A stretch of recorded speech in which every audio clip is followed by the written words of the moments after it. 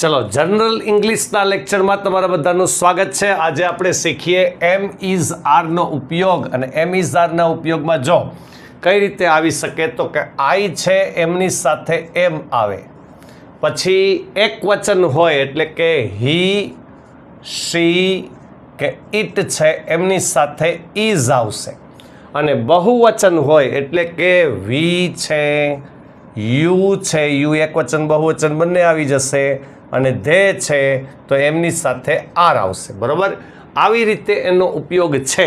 જેમાં માનો કે આપણે લખીએ કે આઈ એમ એ ટીચર, તો હું ટીચર છું, આવો અર્થ થાય. બરાબર, હી ઇઝ કે શી ઇઝ એ ટીચર આમ લખીએ તો તે ટીચર છે, આવો અર્થ થાય.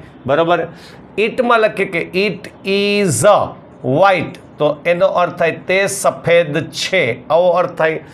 વી આર, યુ આર કે ધે આર, તો કે ટીચર્સ. બરાબર, તો તેઓ શિક્ષકો છે. બરાબર છે કે અમે છીએ, આવો અર્થ બતાવો હોય, અથવા તમે છો આવો અર્થ બતાવો હોય, તો આવી રીતે એમ ઇઝ આરનો ઉપયોગ થાય છે. Have a nice day.